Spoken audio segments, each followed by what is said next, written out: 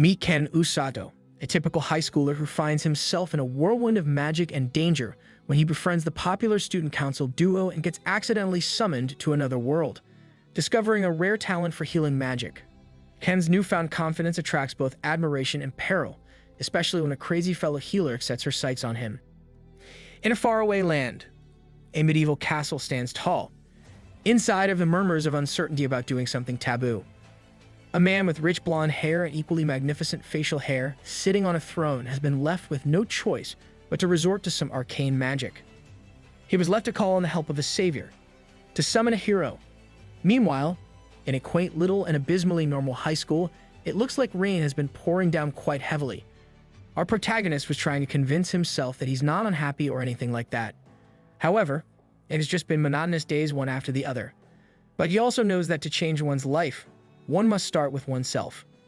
Or so high school second-year student Usato Ken thought while contemplating fantastical worlds where he could just use magic to get home without getting drenched by the rain. He was just waiting for something drastic to happen in this boring life of his. Ken started hearing a commotion and turned his head to see the top two beauties of the student council. Vice President Ryusen Kazuki is your typical perfect handsome guy with a sincere personality. It's Ken's classmate, and Ken does not like that fact at all. Council President Inukami Suzune, gifted with both intelligence and beauty, accomplished in both martial and literary arts, admired by all and totally out of Ken's reach. It's none of his business, but he couldn't help but wonder if the dating rumors between the two are true. As Ken was just lazing around at the exit gate, the unreachable council president actually struck up a conversation to ask him if he has an umbrella. Ken didn't expect that this type of thing would happen, so he stumbled over his words and replied that he doesn't have an umbrella. Vice President Ryusen then kindly offered up his own umbrella for Usato Ken to borrow. Ken didn't expect that kindness either. The perfect Ryusen even told Ken to refer to him by his first name, Kazuki, casually since they're in the same class. Ken blurted out an awkward thanks and also told Kazuki to refer to him as just Usato. The image of a haughty perfect student might be far from the truth. Kazuki turned out to be a super friendly nice guy. As Usato was lost in his awkward daze, the council president also jumped in to ask if she can also refer to him casually. Usato didn't expect this kind of development today at all. The prettiest girl in school will now be calling him directly by name. Not only that, the two are inviting him to walk back home while the rain is still falling. Usato felt like he could die peacefully anytime now. The gorgeous Inukami asked Usato what he wants to do after graduation, a thought that he hasn't considered yet as he's still only a second year. Back in the day, Inukami had also asked the same question to the vice president. She's just interested in what everyone is aiming for in life. As for herself, she hasn't really decided yet either, which could be bad considering that she's already in her last year of high school. She admitted that it is bad, but she just haven't found what it is that she really wants to do yet. Regardless of what kind of goal President Inukami Senpai sets for herself, she just achieves everything effortlessly. There are times she thinks that because of that fact, this is not where she belongs. Seeing the look in the two boys' faces, she even asserted that what she said just now wasn't sarcasm at all. Usato did not think that their perfect senpai thinks of downcast things like that too. Now, even though he was just another average student, he feels like he can relate to the perfect one more. Usato was not one to mince his words. While they were walking, he just outrightly asked the perfect duo if they are dating. The two just gave him a surprised look. Then, they just denied the rumors as if it was nothing. It's easy to misunderstand, but they're just often together for student council work. Usato was quite persistent in catching them in a lie, but it looks like they were telling the truth. While the three were continuing with their walk under the rain, the student council duo stopped in their tracks, puzzling Usato. It turns out that Kazuki heard something like the sound of a gong just now. Inukami has heard it too. Usato was the only one that didn't. Out of nowhere, the damp concrete street that they were standing on started glowing with strange arcane symbols, a magic circle. Usato recognized that this was just like one of those magic circles in games or books. Inukami was confused, and Kazuki's first thought was that there might be someone filming a movie or something. Usato had that weeb and gamer brain, so one possibility he can think of was that they are being summoned to another world, a thought that should be foreign to the two perfect students. But the perfect council president Inukami's face was overflowing with glee when he heard about another world, a place that she thinks would have magic and heroes. Usato did not expect the model student to look like that while yelling about a fantastical realm. Before a bright light swallowed the three students, Usato's last thought was that it seems like he'll be able to get along really well with Newkami-senpai. Opening his eyes, Usato was greeted by a view of an ornate ceiling. Just a moment ago, they were just out and about on some normal street. Kazuki has just woken up too, but his first thought was to see if the other two are okay. Usato wanted to ask his where the hell are they and what the hell was happening. All their confusion was put to a halt when a domineering voice cheered that they have awakened. Kazuki acted by instinct and shielded his two fellow students while Usato questioned the owner of the voice. The blond, middle-aged man wearing extravagant clothing in front of them introduced himself as Lloyd Blugus Lingle, a royal insignia in every banner, a plethora of nobles and knights on either side of the hall, a battle-hardened general on the right and a scholarly advisor on the left. The man in front of them is the king of the kingdom of Lingle. None of the three have even heard of this Lingle kingdom at all, but the king will clear that up by going straight to the point. King Lloyd explained that the three have been summoned to this kingdom as heroes. While the boys were still confused, President Newkami was already celebrating. When Usato looked at her, she immediately tried to hide the excitement. The king continued that the Demon King has been revived and is steadily extending his influence. They were attacked by his army 2 years ago. They repelled the demons by a hair's breadth. It is uncertain what will happen the next time another attack happens, so the kingdom has turned to their last resort. They summon heroes from another world who possess the attribute to defeat the Demon King.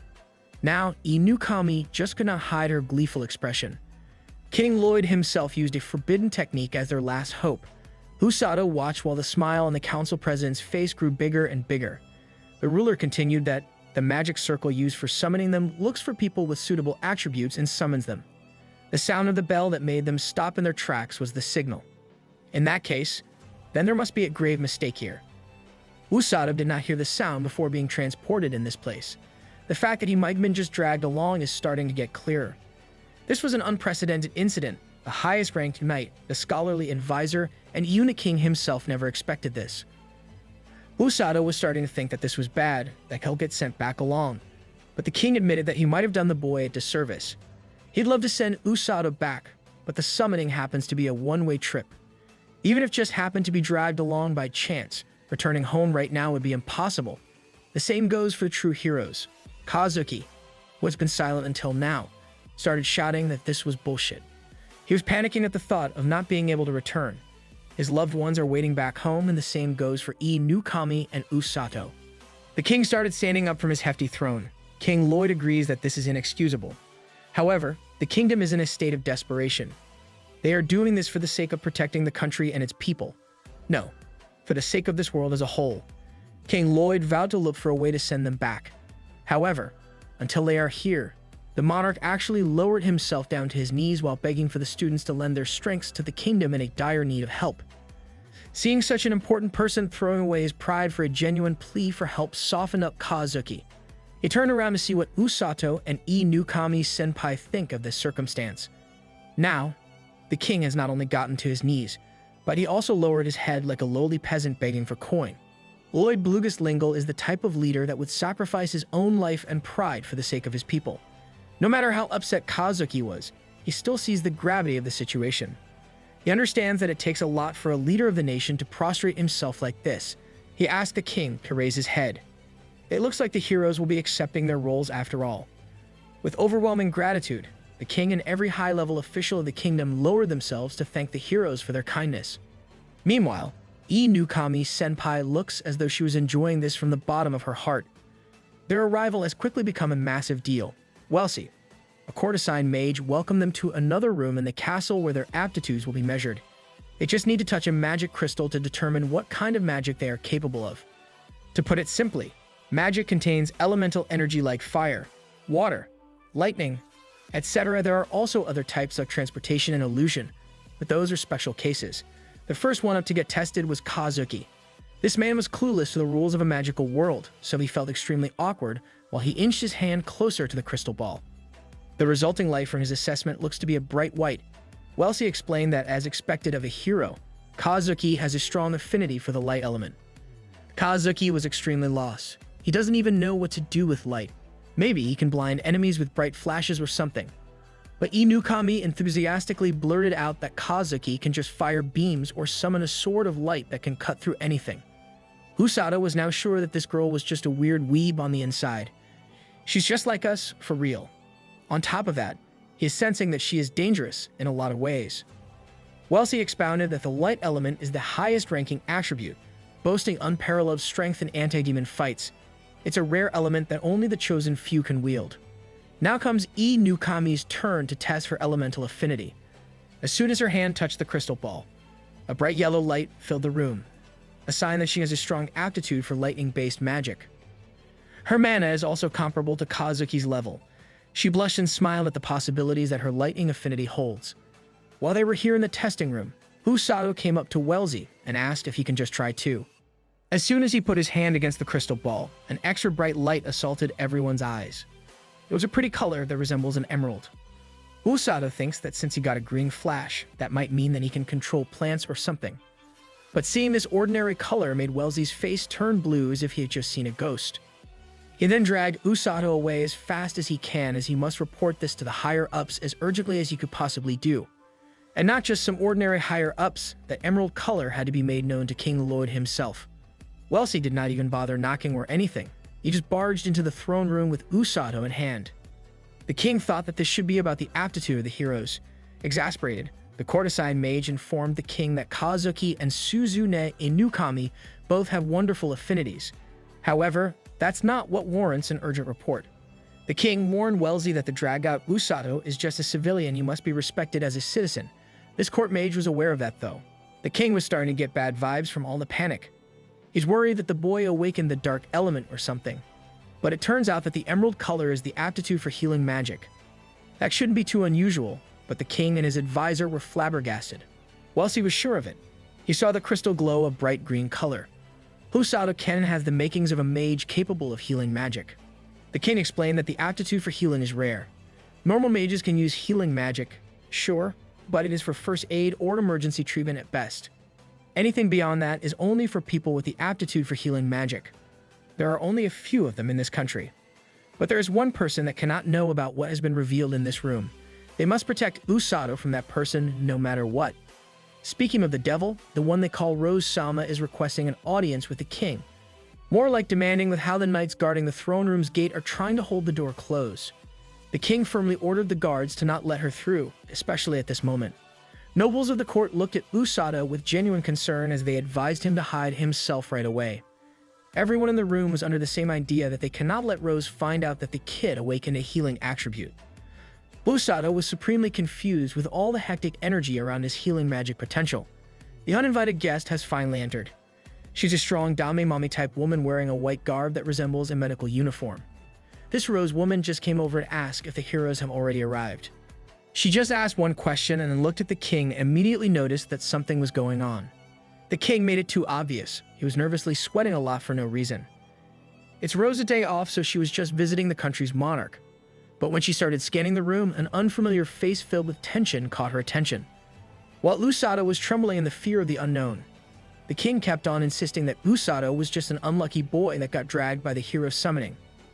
It looks like that piqued her interest even more as she asked him what's his name, and Usato shakily answered. The scary Dami-Mommy introduced herself as Rose, the leader of the Kingdom Rescue Squad. She says that, but she looks more like the one that takes lives. King Lloyd kept on trying to get Usato and Rose separated. The kid was just shaking in his boots. The person that should be informed of his aptitude looks dangerous. Rose still wanted to see the new heroes though. Kazuki and Inukami had perfect timing. They came running in to see if Usato was alright. Rose commented that the young heroes have a nice look on their faces. Kazuki noticed the heavy tension in the room and asked Wellesley what's wrong. He continued that the court mage turned pale and hurriedly dragged Usato out after seeing the crystal ball turn green. That was the beginning of it all. Rose was just accidentally informed that the kid in front of him made the crystal turn green. With a sinister smile, she slowly crept up to Usato with her hand poised for a chop. And then it was lights out for our boy. A karate chop to the back of the neck made him sleep soundly. Rose then promptly carried the poor boy's unconscious body while everyone else watches in horror. The two heroes were thrust into confusion. The leader of the Kingdom Rescue Squad assured everyone that she will raise Usato into a fine healer. Then, Without anyone being able to stop her, Rose dashed right out of the throne room, not even stopping at the king's orders. King Lloyd tried to reason that even though Usato has a potential to be a healer, he really was just a civilian that was dragged into this mess. Kazuki tried to chase after the woman that just kidnapped his friend, but the Dami-Mami was just too fast. The king blamed himself now that Rose has gotten away with the kid. Kazuki and Newkami had no idea what was happening, so Wellesley explained. On top of the infamous Kingdom Rescue Squad was a mighty leader. Aside from Rose, there are 2 other healers and 5 assistants. It's a relief organization that operates in the front lines. Now they have Usato, someone that has the rare aptitude for healing magic to add to their ranks. Rose Salma is an expert in that field. However, her methods of training people are questionable to say the least. Even Wellesley has only heard stories, so he's not sure about the details. What's certain is that her training is too harsh for anyone. It is true that training is supposed to be harsh, but in Rose's case, even the knights who participated in joint sessions were left scarred. A training regimen so tough that even the elite knights could not kick it. Rose is active as the rescue squad's leader, but she held a different role previously, a role that the king would rather not talk about. She is not something a normal knight can deal with. That's why no one has stopped her from doing anything. The cream of the crop, the king's guard just cannot stand in her way out of pure fear. Back when the demon army invaded before, the rescue squad saved the lives of many soldiers. It is not an exaggeration to say that they were only able to repel the demonic army due to their efforts. Because of those achievements, Rose's teaching policy cannot be put into question. However, the results that come out of her methods just makes the king sigh. Kazuki and Newkami couldn't help but be worried for their new buddy. As for the rescue squad's base camp, they are located somewhere far from the castle. Magus Come and Rose is finally home with a new trainee in tow. Usato finally woke up with Rose, informing him that this will be his new home from now on. Since they are a rescue squad, it was very fitting that the interior of the base camp resembles a big clinic. But the residents of this so-called clinic were far from the type of personnel you would expect. At first, Usato was deathly afraid that they might have come here at a terrible time. Bandits look like they've invaded the place. But the scary-looking men weren't really bandits. They're the squad, and they respectfully refer to their leader as Big Sis Rose. They reported that nothing unusual happened while the Big Sis was away. Rose informed everyone that Usato will be under her care from now on, so everyone must get along with the kid. She also told them to introduce themselves as Usato was cowering in a corner. From right to left was Tom, Gomel, Gold, and Alec, rough-looking fellas that look like they're looking for trouble.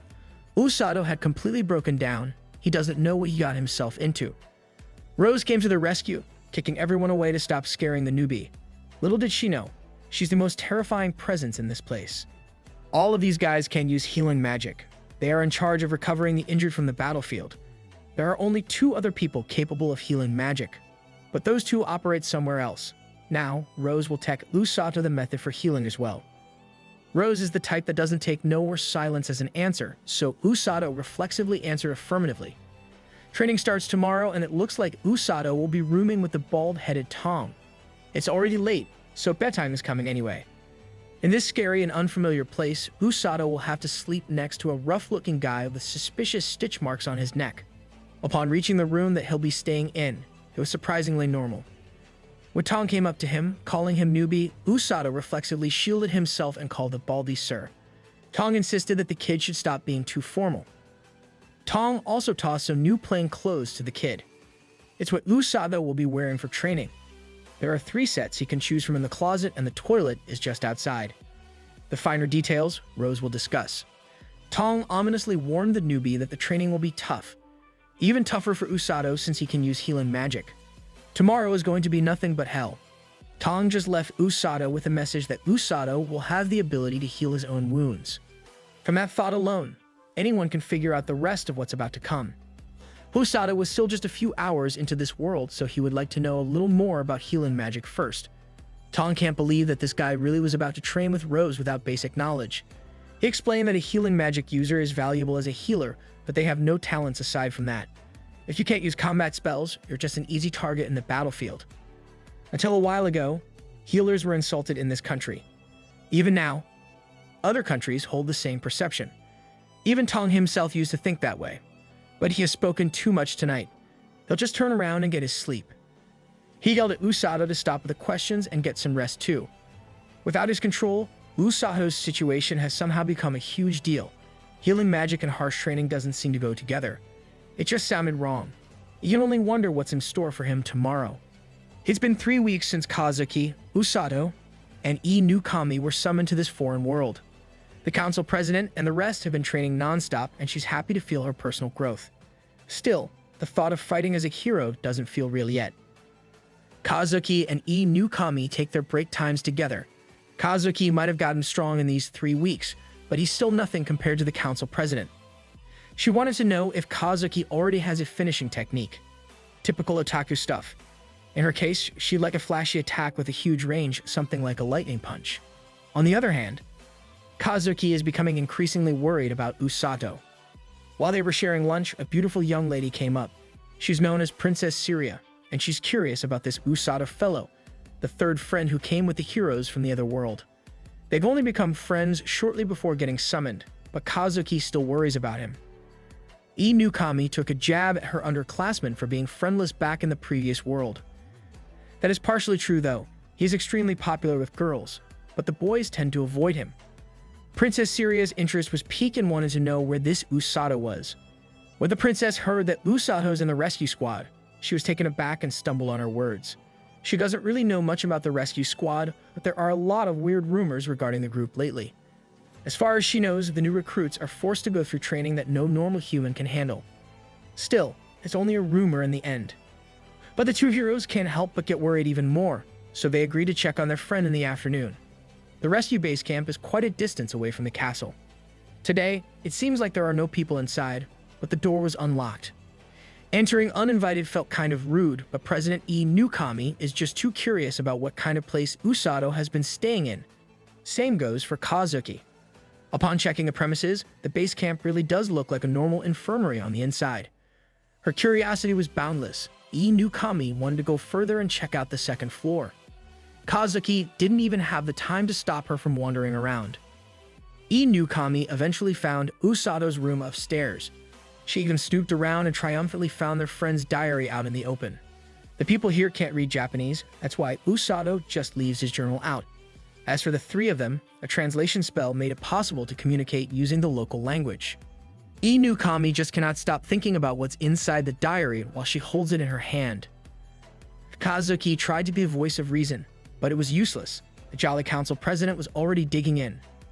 In Usato's Day 1 training, he was instructed to increase the ability to feel mana and deepen his knowledge about this world. Usato thinks that this so-called hellish training would be a piece of cake. When Day 2 came, there's a tonal shift in his writing. He just logged that he did many things. Day 3 came, and the training started becoming different from what he expected. A crazy person has thrown him into the deep end and trained while being borderline abused. Rose was always in his ears telling him to train his legs and don't die or feel the magic while running. Usato's muscles are aching non-stop every training session. In response to his complaints, Rose just bitch slaps his legs. At first, he thought that the girl was just messing with him and hurting him even more. But no, it didn't hurt at all. On the contrary, that was a healing slap that forcefully recovered his muscles' fatigue. With Rose here, he can run until he dies, and she'll just revive him when he does. Day 4 came, and Usato was permitted to come and run together with the other members of the rescue squad. Day 5 came, and he did the same thing. He just couldn't keep up with their infinite stamina though. On Day 6, something special happened. He started sensing mana for the first time. He just put it at the back of his mind as he shouldn't need it right away. Day 7 has come, and passing out while running has become an everyday occurrence. He swore to get his revenge on this monster gorilla woman. Day 8 came, and the diary's tone has turned apologetic, swearing not to say anything bad against Rose again. Day 9 was also yet another tone shift, swearing off healing totally. In the span of 2 days, Usato has gone through a lot. Day 10 kicked in, and he didn't feel tired no matter how much he ran once he was able to use mana. He wanted to learn magic so he can be of help to Kazuki and Newkami senpai, but as he is now, he doubts that he can even be of use. Usato feels as though he's losing sight of the training's purpose, but he can't run away, so he'll tough it out and surprise the hell out of Rose or something. He doesn't even really know what to do. Impressing Rose might be too troublesome. Day 11 was the day that 1,000 push-ups were added to the menu. Rose looked satisfied when he finally cleared it. Day 12 is running from morning till noon and then doing push-ups till the evening. Usato remarked that his body is starting to feel a lot lighter. Day 13, just as he was having a better time, Rose must have noticed and added some weights on. Day 14 was a day of rage. His roommate Tong went and ate his food. It was unforgivable. Putting that betrayal aside, Usato has been training for the past 2 weeks, and he's proud to say that he's doing well. Running isn't difficult anymore, and he's gotten used to the weights. At this point, he might just be getting brainwashed to like the pain. While the two heroes were snooping on Usato's diary, the voice of the night captain called out to them. The residents of the base camp are apparently in the training grounds out back. The visiting group immediately headed for the training ground right across the hedge. The sight and sound of borderline abuse greeted them as Rose berates someone for slowing down like a worm. Usato was struggling with his push-ups. You can't blame him when he has a literal block of concrete and a whole Dami mommy on his back. I'd do anything this woman tells me to do, would you? Still, when Rose starts to berate him, Usato now responds with a competitive tone. The more that his master criticizes him for putting on a brave front, the more he pushes. When she hears a click of the tongue, Rose tends to go even harder with the hellish training. Usato has learned to not comment about her weight. In fact, he had learned to compliment her whenever he could. But it looks like that type of flattery won't get him anywhere. Picking up another concrete cube, Rose intends to increase the weight even further. As soon as she dumped the block on Usato's back and doubled the challenge, he could barely move his arms. But against all odds, he managed to complete the push-up with just pure grit. The visiting group was surprised, worried, appalled, and fascinated at the sight of Usato's everyday training. Rose was satisfied with the kid's progress. Rose finally noticed that they have company.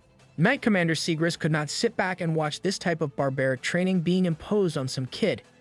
He thinks that these actions, which only serve to destroy a promising young man's future, are not training but just plain old torture instead. Rose held the commander's armed guard in a tight grip and looked directly into his eyes. She admits that the way of the knight is admirable, but Sigris should not force that into her squad. She has her own way of doing things, and Usato is someone who will eventually become her right-hand man that should be able to clear something like this. The heroes were surprised by what Rose just said. Rose praised Usato for being an amazing find. Not only does he hate losing, he refuses to yield. And the fact that he can keep up with the personalized training earns him the leader's seal of approval. She already made it clear from the time he snatched the boy in the throne room. Rose will raise Usato into a great healer. Stebers was forced to stand down, but he still sees her as a damn lunatic. The king had ordered for Rose to return to the army, but her personality just makes that impossible. On top of that, she likes using the mysterious injury in her right eye as an excuse. Sigris knows that he will just continue fighting her if they continue, so he wants to leave the training ground while leaving the princess and the heroes' care for a bit. It seems like the princess and the heroes have something to discuss with Usato though. Since they came all the way out here, Usato can just take his lunch break now. It's been 3 weeks since they got together, so the heroes asked if Usato's doing alright first. As for the beautiful young lady tagging along, she introduced herself as Syria Blugist Lingle. Usato felt odd to hear royalty address him in high regard. She even insisted on being called just Syria. Usato returned the question to the two, asking them how's training on their side. The heroes were in the same wavelength that they can't say that their training has been nothing compared to Usato's. But Newkami, as curious as ever, wanted to see something. To everyone's surprise, she lifted up Usato's shirt so casually and started analyzing his body. What she saw was remarkable. Any damage from excessive training is being constantly healed by magic. That makes it possible for Usato to train non-stop. Newkami has done various sports in the previous world, but she has never seen muscles like Usato's. While it's built for endurance, it's also able to produce superhuman levels of strength.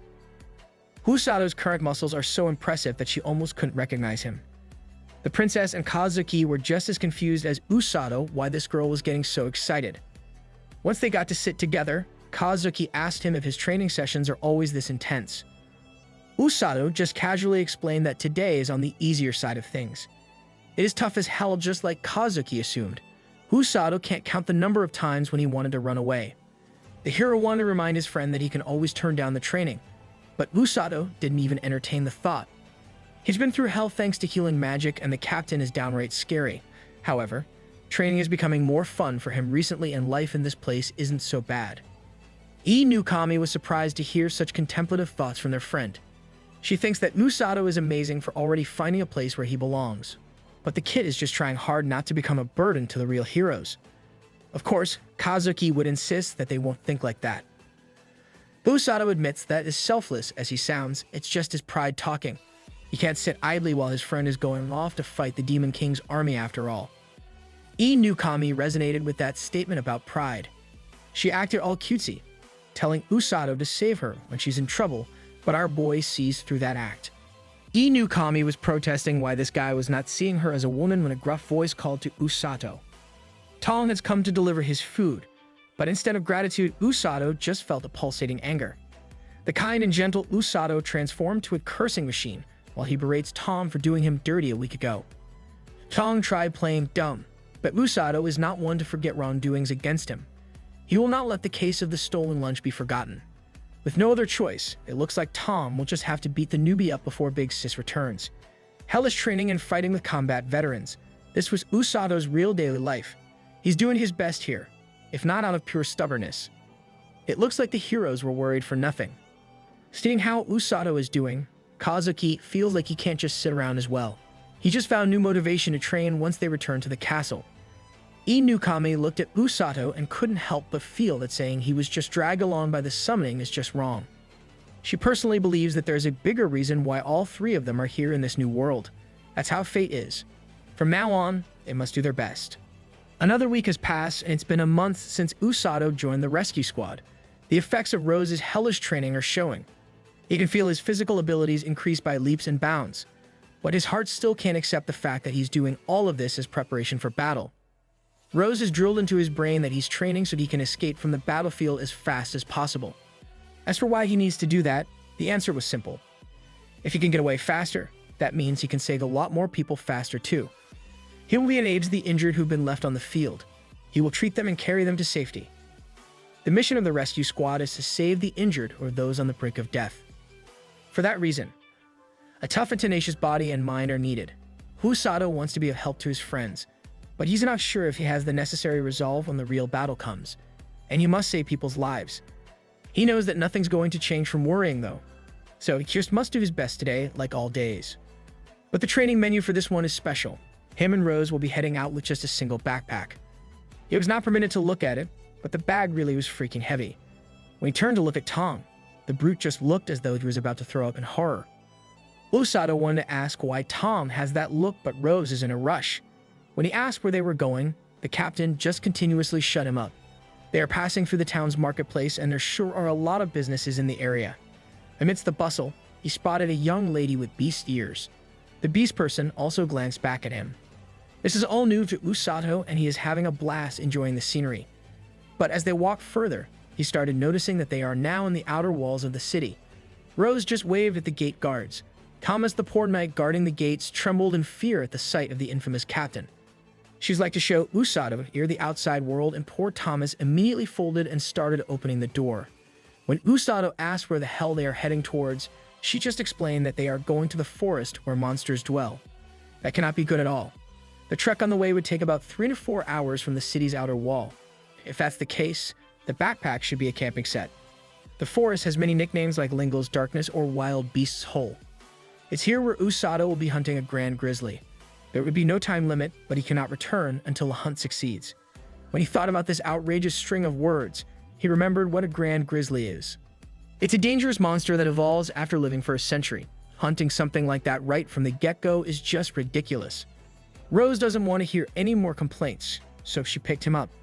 She asserted that a creature of that level would be easy mode for Usato now, so holding the boy like a throwing spear, she aimed at the heart of Lingo's Darkness. From the top of the cliff, she launched her student like he weighed nothing at all. While zooming through the air, Usato couldn't help but think that this would be his cause of death. His momentum wasn't slowing down at all. It's like one of those deadly amusement park rides, but without the safety. Usato refuses to have such a ridiculous and pathetic death, so he forcefully moved his body in midair. When his velocity started dying down, he knows that the fall would be bad. To circumvent the incoming damage, Usato preemptively cast healing magic on his whole body. With that, he managed to break his fall with no injuries at all. He could just thank God that he made it out alive after making a crater with his landing. For now, he somehow managed to avoid dying an embarrassing death. But it looks like the danger has only just begun. A scary growling sound was coming in closer and closer to where he landed. It was a massive bear foaming at the mouth at the sight of a prey, and Usato instinctively tried running away. Seeing its features and its white fur, there was no doubt about it, it's his target, the grand grizzly. It's great that he already found his assignment, but the beast was just way too ferocious and horrifying. He was supposed to be the hunter for this mission, but he's the one getting chased by the monster. While running non-stop, he evaluated his choices. Playing dead is a no-go. He doesn't have a bear bell, and it looks like he'll just have to run. While dashing through the forest, Usato recalled the whole month of hellish training he had. He survived rows, so there should be no way that he'd lose to a bear. When he thinks about that woman is way scarier than just some random monster. So, Usato decided to pump up the brakes and confront the teddy bear chasing him. He would gladly use his training to take the creature on in a one-on-one. But upon turning around, 2 more bears came out of the hedges to join the party. This time, running really was the only reasonable choice. The bears just increased in numbers like a damn matryoshka. The 2 blue ones that just spawned should be blue grizzlies. For now, shaking them off is the priority. After running without slowing down, Usato has ran out of ground and is now on the edge of a cliff. Below was a body of water and a waterfall. Without any other choice, he jumped to the cold and unfamiliar waters. He decided to do that without considering that he's currently strapped with a heavy backpack that's causing him to sink. Tossing the bag to the depths is out of the question, as it's something Rose-handed, so it should be important for survival. Usato just toughed it out and forcefully broke through the surface while letting the damn thing. He managed to swim to the shore, but he constantly thought he was about to die on the way. In a bush near where he emerged from the water was a cute little rabbit lying down. It might be a cute cuddly rabbit, but it's still a monster from Lingle's darkness. Upon further inspection, he saw that the little guy has a leg injury, and it's communicating with him. Out of the kindness of Usato's heart, he promptly casted a healing spell on the rabbit's wounds. He pets the rabbit and warns it to not get itself injured again. The little guy looked like it just sensed something coming close to their position and jumped right into Usato's shoulder. It turned out that the bunny was warning him of an incoming threat from up above, the family of bears hunting him down. Thanks to jumping into the cold waters of the waterfall, Usato's scent should have been erased, so the bears are trying to find it again. It looks like the beasts failed to catch a whiff again, so they gave up. Thanks to the rabbit's alert, he was able to hide and avoid the bear's vision. At the end of the day, Usato has become sure that he can't defeat a whole pack of bears, but he still must do it. Inside the heavy backpack were mainly portable food, and there weren't even any tools for starting a fire. For a while, he had to drink water directly from the river as he had no means to sterilize it. That costed him an upset stomach that he had to expend mana to heal. The rabbit that he rescued seemed concerned at the sight of Usato's sickness. This little guy eventually showed its gratitude by leading him to a clean spring water source. Maybe it was grateful, or maybe it just grew attached to him as it's not leaving his side. On top of that, the little guy's ears seemed to be equipped with danger-sensing abilities. Using that ability, Usato was able to observe the bears without putting himself at risk. The unlikely duo managed to find the nest of the bear family. What he saw was a loving pair of bears. One is significantly larger than the one that looks like a cub. By the looks of it, those two seem to be parent and child. While he watches a tender moment from these beasts, Usato had to psych himself back up to not get soft. That's what she said! He went through all the trouble of scouting, so he needs to defeat the alpha bear. For now, Usato had secured food and water, but he should probably start moving to accomplish his real mission soon. Suddenly, the rabbit sensed another incoming danger. Of course, Usato assumed that the alpha bear spotted them. But no, it was just a gigantic sleeping snake coiled around the trees right beside them. Fortunately, he managed to cover his mouth and stifle a scream of shock. Even for a beast, that snake was just way too big to be normal. He didn't hear anything about this from Rose's very short mission description. This isn't even funny anymore. He really needs to move fast and defeat the bear in return before he gets tangled with more troublesome stuff. But upon going back to the bear's nest, what he saw was a sight of slaughter. 2 of the big bears, probably the mom and the dad, has been mercilessly killed. There can only be one culprit nearby that could have done this. The snake from before was probably did this. At first, Usato knew that the Rose will probably kill him if he failed this mission on a technicality. He considers maybe taking one of the Grand Grizzly's teeth as proof of completion, but that crazy woman will surely see through the lies. And if she did find out that he tried getting off easy, she'll probably do things to him that will make him feel better off dead. The only thing certain for now is that this situation has gone bad. Really bad. You forgot one thing about this nest though. the tiny cub that the big bears has left.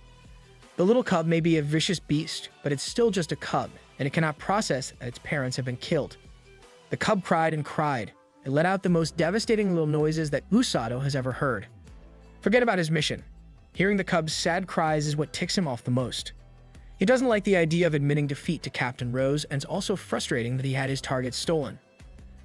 But more than that, the scene of the cub drowning in sadness of loss in front of him pisses Usato off. He understands that he sounds hypocritical, as he might have been the one who caused this if things had gone differently. So now, he'll do something just for the sake of himself. He swore to get revenge for the orphaned cub. Usato has snapped, and the only thing in his mind is defeating that damn overgrown snake. Let's zoom out a little and look at the other side, the stronghold of the Demon Lord's army. Currently, Amira reports that the preparations for the invasion of Lingle are progressing according to their plan. The plot-armored high-ranking demon stated that the troop preparation is going steadily and the advance will start soon. Amira will be entrusted with coordinating everything to avoid a repeat of the Demon Lord's previous defeat. She intends to serve her lord and the army to the best of her abilities to make that happen. When she finally makes her exit, Amira heaves a sigh of relief.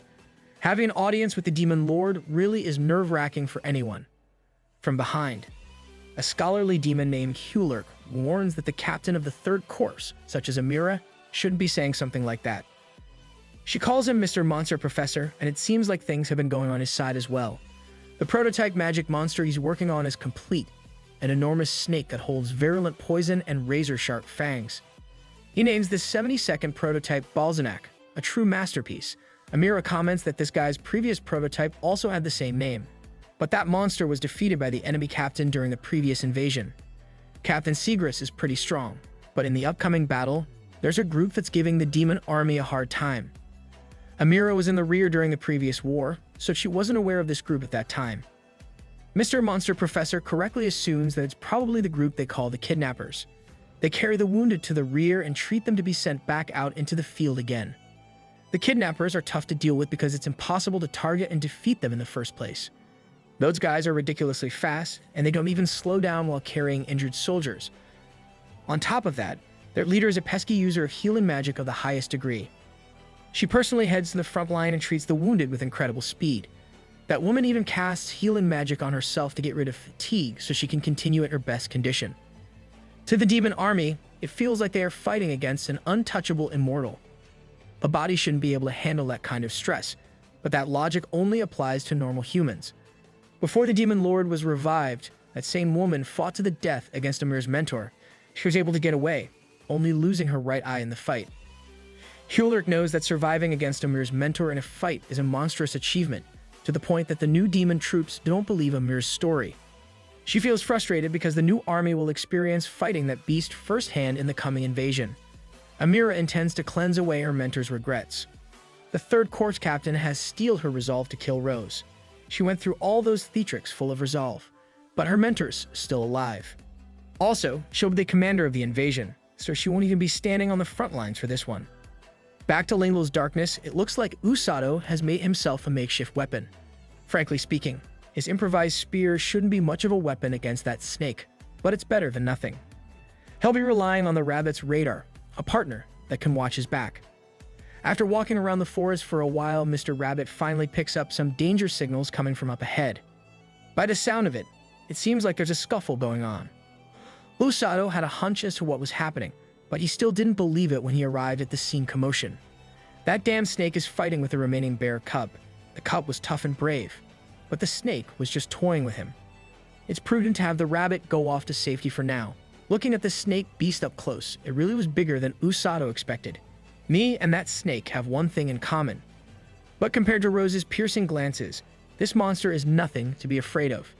The cub turned around to see Usato coming in hot with his makeshift spear. It turns out that he miscalculated badly. The snake was too fast for its enormous size.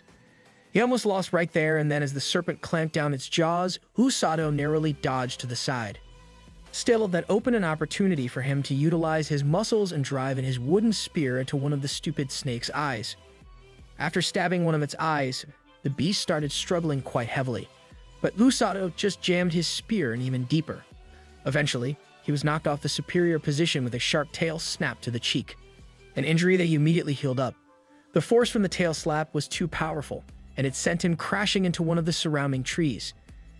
These types of physical attacks like that tail slap might be fierce and fast, but just that much won't work on a healer who trained his body to the peak human form. Usato jumped back into action to look for more openings to exploit. The only weapon he has left is the normal carving knife from the backpack. Given that he took out one of its eyes, the snake's right side should be a literal blind spot now. The game plan has become simple. Attack from the right as much as possible.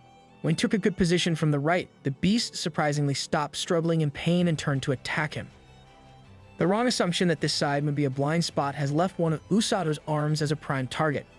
This seemingly savage beast just expertly lured him into using its blind spot as bait to take a bite out of his arm. Usato gritted his teeth through the pain that this bastard snake just put him in. That hand was still holding onto the knife, so either the snake opens soon, or its upper jaw will be torn into shreds. Both fighters were determined to tough the pain out. They are in a deadlock. Until eventually, the snake had to release its tight clutch as its mouth has been severely wounded by Usato's knife. Things are just starting to get even worse for our boy as the sensation from his left arm is starting to go numb. To add to that, his vision is starting to go blurry even though he performed emergency treatment accordingly. The whole body paralysis was starting to kick in. The snake just gave him a smug look knowing that Usato has fallen to its virulent poison. It really was unfair to fight against an opponent with a body and poison as strong as this demonic snake has. Since the poison is taking effect inside his body, Usato came to the solution that he just needs to heal everything inside then. As he was doing that, the demonic snake decided to go in and exploit the window to attack. Much to the fighter's surprise, the injured bear cub would jump in to protect Usato while he's healing. The cub gave him a side glance as if to say that he got his back. The bear was helping him. Now that the poison in his system has been essentially cleansed, Usato was now ready to jump into the fray again. This time, he has the bear cub as support. Using the cub as a jumping pad, he was able to hop higher towards the monster. Usato managed to hold onto the demonic snake's scaly body, and he didn't let go no matter how hard it struggled. This much effort won't shake off our guy. The monster was foolish to think that it would be enough. With no more remaining weapons in his arsenal, Usato was forced to rely on his only way to deal damage to make the demonic beast stay put. A freaking punch to the center of the head. It was a critical hit, making the snake look goofy in pain. Now that the monster has been stunned for a few moments, Usato took the chance to take his wooden spear that's still stuck in the eye. He jammed it in even deeper than it's already lodged in, and the spurts of blood just won't stop coming. A Cuban was repeatedly stabbing at the head, and a bear cub was bravely scratching all over the body. This much should be enough to finish off one of the demon army's prototype beasts.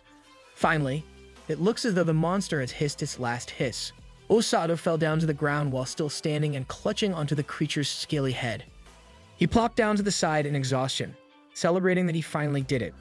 The bear cub also had cuts and wounds all over its body, but the little guy looked satisfied with the human's performance. Usato told the cuddly bear that it's done. They got their revenge. The adorable blue grizzly looked at him with gratitude. Top-tier cool and cute pet incoming. The little bear then came up beside him and sat down. With no parents, this cub is all alone now. Usato was worried that the fuzzy little guy might have a hard time from here on out, but no matter how small he is, he had the guts to stand up against a giant snake. The cub should manage surviving alone. It's starting to look like the unlikely duo has lowered their guards a little too early though. A shadow of a looming monster blocked out the sun, and the menacing hiss sounded out again. The demonic prototype snake is back up, and it is angry and hungry for revenge too. Usato is in no shape to fight even further. He can't even move his body anymore. He has run out of mana, so he can't even try to heal himself. It's a dead end. He has nothing in the tank and nothing up his sleeves anymore. The bear cub immediately bit onto his shirt and tried to drag him out of harm's way, out of the demonic snake's strike range. He tried to tell the bear to leave him and run, but the little guy was as stubborn as he is. Facing the f***ed out looking snake right in its dead eyes, Usato started slowly accepting this is where it ends. For some reason, he thought about Kazuki, Inukami, and Rose. When his mind wanders to the thought of the rescue squad captain, Usato started blaming her for everything. That damn brutish, middle-aged, violent woman sent him to his untimely death. That freaking ogre. He vowed that even after death, he will curse her from the depths of hell. Usato was spouting all that vile stuff until Rose came flying down like a meteor that destroyed the demonic snake once and for all. This ordeal has bloodied her shoes. Rose snidely commented that Usato would have been better off dying quietly. But considering everything that happened, Usato still did well. This boy immediately regretted spouting foul things at the face of his captain. The situation would have been worse had the little rabbit not informed her of what's happening. Yes, it turns out that the little fella's name was Kukuru, and he's Rose's pet sent to keep an eye out on Usato. All that injury stuff was all an act that he didn't see coming at all. Rose explained that this demonic snake is the monster that Seagrass failed to kill during the previous Demon Lord invasion. It ended up escaping into the forest, ultimately killing the alpha bear. She didn't really intend to drop Usato to fight against such a fearsome opponent. Her intention was for him to get some practical experience, just a little bit. Giving him too much information wouldn't have produced a better result. Rose has been watching from the outside, and she initially planned to bring him back home after a week, but things got so interesting that she let the mission play out. Also, it seems like the blue grizzly cub has taken a liking to Usato and is an annoyance to Rose. Once she locked her sights onto the cuddly bear, it had no choice but to come along. Usato doubts that the kingdom permits the entry of dangerous monsters, but Rose assured him that she'll just make the kingdom allow it. He asked the cub itself it would be fine to join them as it won't be able to remain in the forest anymore. The little guy responded quite positively. Usato and the cub have formed an unlikely friendship. Now that that's settled, Rose just casually picked up the duo to bring them somewhere safer. But before that, she needs to settle some things. Unfortunately for Usato, the captain happened to hear every vile thing he was saying about her. She was quite offended, especially after being called middle-aged when she's only 25. At that moment, Usato and the cub felt a deeper fear than when they were going up against a demonic beast. Even if he tried to apologize for the things that he said, it was just way too late for that now. After returning to the forest, Usato's fatigue has finally caught up to him. He woke up to the sight of the familiar ceiling of the place he's been staying in for more than a month now. Tong, his roommate, was there to answer whatever questions he had. He didn't even remember why he was sleeping here or anything. Tong explained that the next day after returning from the forest, Rose said something like, "We'll start with your punishment," or something. After that, Usato doesn't really remember what happened, but his body is trembling uncontrollably. It must have been so bad that his brain is repressing the memory. Since that's the case, he might as well take the memory loss as a gift. The first thing he did after getting up was to check on his new pet, Bluey. The blue grizzly cub, just like his new partner, has been sleeping quite heavily. This little guy would not turn down a bite of fresh apple though. At this point, the two already have a very special type of bond.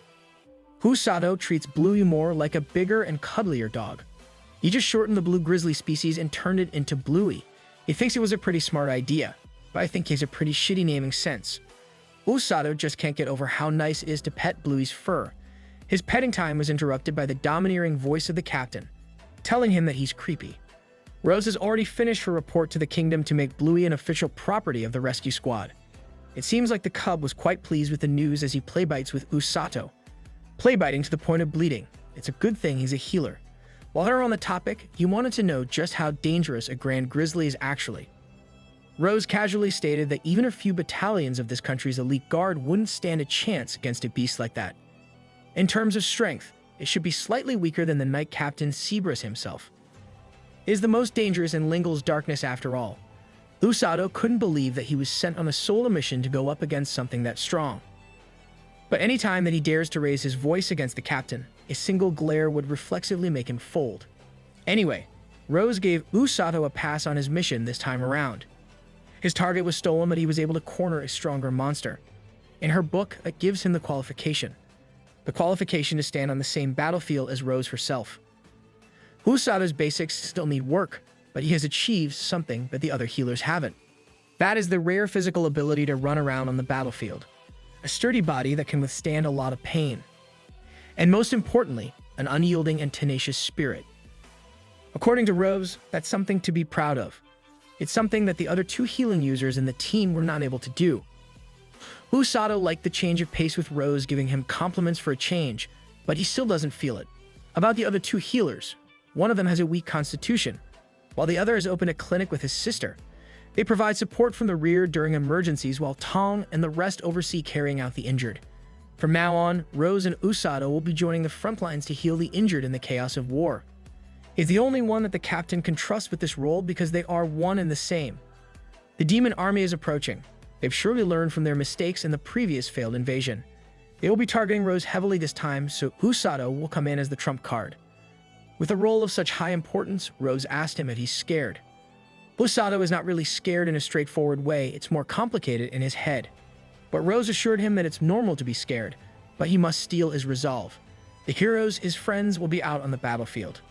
There's no way that the heroes would take the back seat again in the Demon Lord army invasion.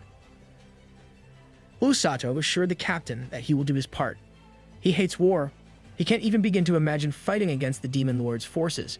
There are doubts in his mind whether he can fulfill his role as the trump card. But his personal feelings must be pushed back. He will not be fighting. He will not be out there to kill enemies. But when he goes out there, he doesn't want to be the only one doing nothing while his friends risk their lives. He was just someone who wished for a change in his normal, everyday life. He knows he should do something with this chance. Usato has gone through a drastic change thanks to his time with the healing squad. So, his determination is strong and unwavering. He intends to save everyone simply because he's a member of the rescue squad. He doesn't know how drastic his change has been, but that's fine. Rose added that as the rescue squad, they will not kill as their value lies in saving people. If there are any suicidal, self-sacrificing idiots in the field, bringing them back even if you must beat them up is the squad's job. If someone's about to be killed, steal them away. Even those on the brink of death will be forced to live. That is the duty that Rose and her squad has taken on. This newbie must commit those ideals into his mind and heart from now on. It was at this moment that Usato felt that Rose has welcomed him. The moment that he truly felt that he became a member of the rescue squad. That doesn't excuse him from undergoing today's training though. The training menu today is to carry the sleepy bear and run. It is one way to simulate an actual combat situation. He just needs to imagine that Bluey is a patient and run without getting careless. That's enough explanation. All that's left to do is to run as if his and Bluey's life depends on it. Even with such a heavy load, Usato still feels light. That should mean that he leveled up from his time in the forest. Rose then urged him to run even faster while imagining that his patient is about to die. He noticed that her mood suddenly got worse, even worse than it usually is. 2 hours later, Rose is continuing to push him even further, telling him that he won't be able to save the heroes at his current speed. He must imagine being surrounded by enemies on the battlefield without letting his guard down. At this point, Rose even started throwing rocks at him while running in circles. 4 hours have passed, and Usato is starting to show signs of fatigue. His body is starting to feel heavy even though he should have a lot more gas left in the tank. Usato's whole body has been overcome with fatigue, causing him to trip over with Bluey on his back. His mana has also been drained. It looks like this is his limit while under the burden and stress of carrying someone alive. This is the rate at which humans get tired. It fluctuates depending on changes based on emotions like nervousness, fear, impatience, and many more. Since he properly imagined Bluey as another human, he has run out of steam a lot, faster than usual. When he asked Rose what he can do to circumvent that, the only answer was to get used to it. For now, he can just work on recovering mana as fast as possible. Usato will be mainly training like this from today. In the afternoon, they will mix it up a little bit and do the same run in the middle of the city. There will be a lot of people there, so if he was worried about making a huge ruckus. Just because Rose won't be around to watch him, he's still not permitted to slack off. For the first time in a while, the captain won't be in his ears shouting all kinds of insults because she's been summoned to the castle.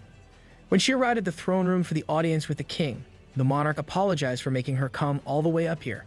The king wanted to ask if Usato can be permitted to tag along with Newkami's practical training outside the castle. The king made the same request with regards to Kazuki's training, but Rose declined both proposals.